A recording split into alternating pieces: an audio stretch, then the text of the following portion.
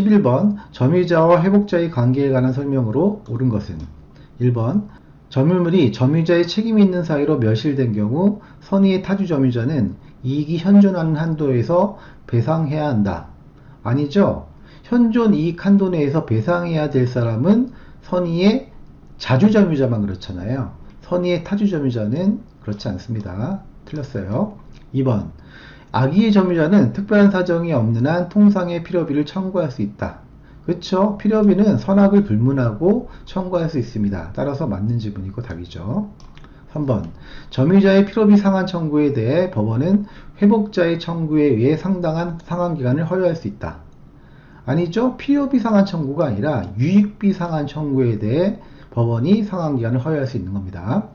4번 이행시체로 인해 매매계약이 해제된 경우 선의의 점유자인 매수인에게 과실취득권이 인정된다. 아니죠. 매매계약이 해제되면은 바로 원상회복을 해야 되잖아요. 따라서 선의의 점유자인 매수인에게는 과실취득권이 인정되지 않아요. 5번 은비에 의한 점유자는 점유물의 과실을 취득한다. 아니죠. 폭력 또는 은비에 의한 점유자도 과실취득권 인정되지 않습니다. 12번 민법상 합의에 관한 설명으로 틀린 것은 1번 합의자의 권리는 합의물 전부에 미치고요. 2번 합의자는 합의물의 분할을 청구할 수 없고요. 3번 합의자 중 1인이 사망하면 그의 상속인이 합의자의 지위를 승계한다. 아니죠. 합의는 동업관계를 생각하라고 했어요. 따라서 상속인이 합의자의 지위를 승계하는 것이 아니라 잔존 합의자가 그 지위를 승계하는 것이죠. 따라서 3번이 틀렸고 답이에요. 4번 합의물의 보존행위는 합의자 각자가 할 수 있고요. 5번 합의자는 그 전원의 동의 없이 합의 지분을 처분하지 못합니다. 13번 부동산 소유권 이전 등기 청구권에 관한 설명으로 옳은 것은 1번 교환으로 인한 이전 등기 청구권은 물권적 청구권이다. 아니죠. 교환이나 매매로 인한 이전 등기 청구권은 채권적 청구권이에요. 틀렸죠. 2번 점유취득 시효 완성으로 인한 이전 등기 청구권의 양도는 특별한 사정이 없는 한 양도인의 채무자에 대한 통지만으로는 대항력이 생기지 않는다. 아니죠. 점유취득 시효 완성으로 권리를 취득한 사람은 그 이전 등기 청구권을 양도할 때 채무자에 대한 통지만으로도 대항력이 생깁니다. 중요 판례예요.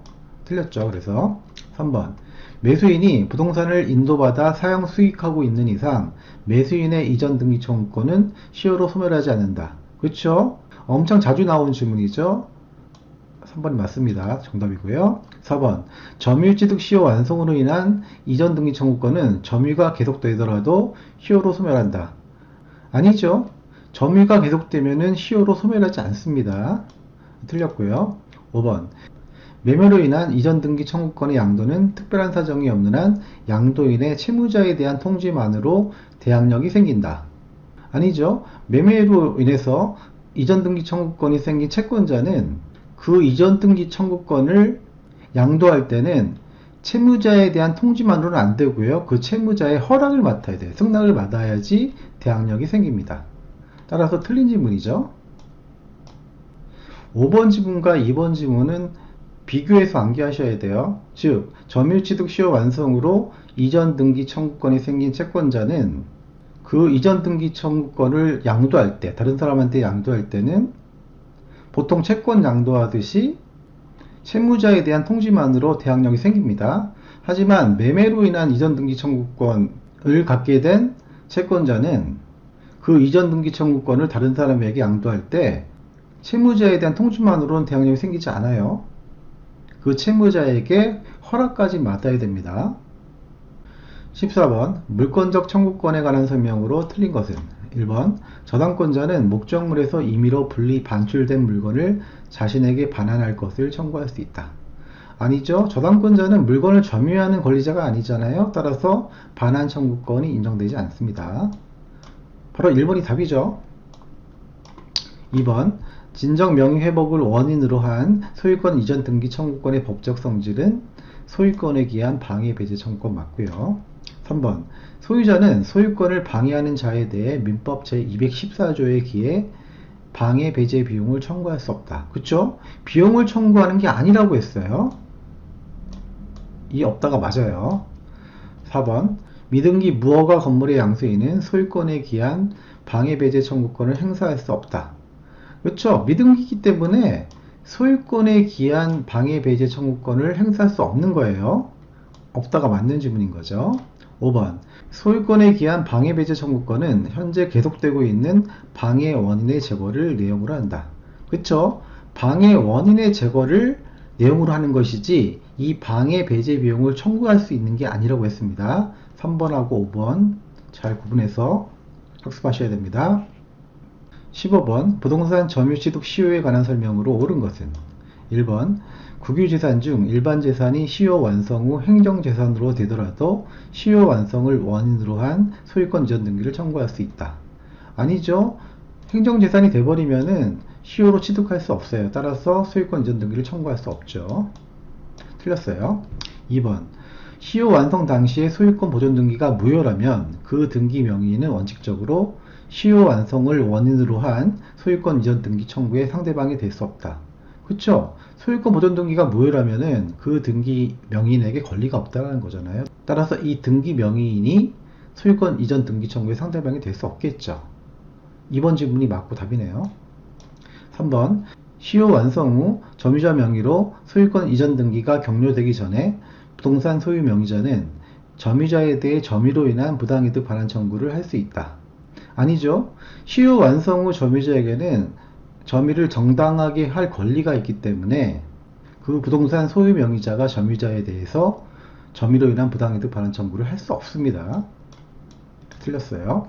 4번 미등기 부동산에 대한 시효가 완성된 경우 점유자는 등기 없이도 소유권을 취득한다. 아니죠. 소유권 취득하려면 등기가 있어야겠죠. 5번 시효 완성 전에 부동산이 압류되면 시효는 중단된다. 아니죠. 압류로 시효는 중단되지 않습니다.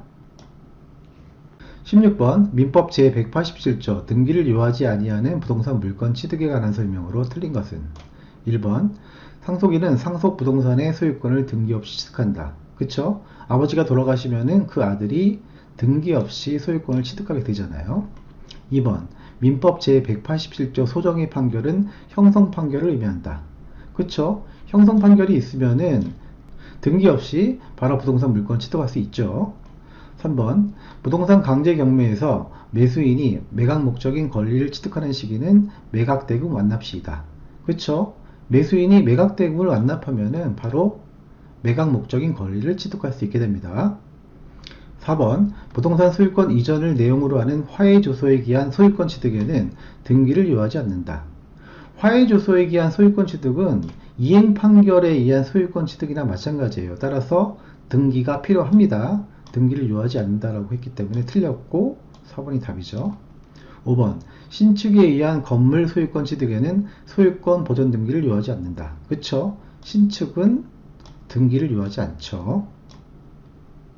17번 물건에 관한 설명으로 옳은 것은 1번 물건 이외의 재산권은 물건에 객체가 될 수 없다. 아니죠. 예를 들어서 물건 이외의 재산권 전세권 같은 경우는 전세권이 저당권에 객체가 될 수 있잖아요. 따라서 틀렸습니다. 2번 물건은 부동산 등기 규칙에 의해 창설될 수 있다. 아니죠. 물건은 법률이나 관습법에 의해서만 창설될 수 있어요. 이렇게 부동산 등기 규칙 같은 거에 의해서는 창설될 수 없습니다. 3번 구분 소유의 목적이 되는 건물의 등기부상 표시에서 전유 부분의 면적 표시가 잘못된 경우 그 잘못 표시된 면적만큼의 소유권 보존 등기를 말소할 수 없다. 그쵸? 그 잘못 표시된 면적만큼 소유권 보존 등기를 말소할 수 없다라는 게 우리 판례의 태도예요. 그럼 어떻게 해야 돼요? 경정 등기를 해야 됩니다. 고쳐야죠. 따라서 3번이 맞는 질문이고 답이죠. 4번 한 필의 토지의 일부를 객체로 하여 지상권을 설정할 수 없다. 아니죠. 한 필 토지의 일부의 지상권 얼마든지 설정할 수 있습니다.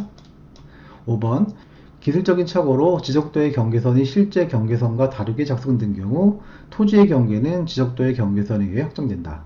아니죠. 이렇게 기술적인 착오로 다르게 됐을 경우에는 지적도의 경계선이 아니라 실제 경계선에 따라 확정됩니다.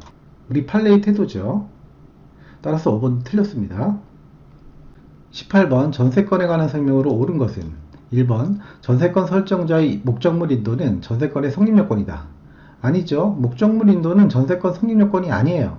목적물 인도하지 않아도 전세권 성립할 수 있습니다. 따라서 틀렸죠. 2번 타인의 토지에 있는 건물에 전세권을 설정한 경우 전세권의 효력은 그 건물의 소유를 목적으로 하는 지상권에도 미치죠.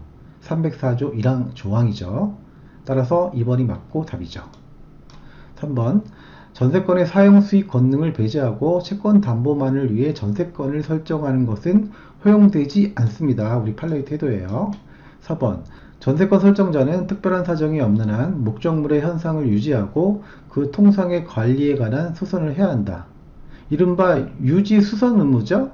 이 유지수선 의무는 전세권 설정자가 아니라 전세권자가 부담하는 의무입니다. 따라 틀렸죠.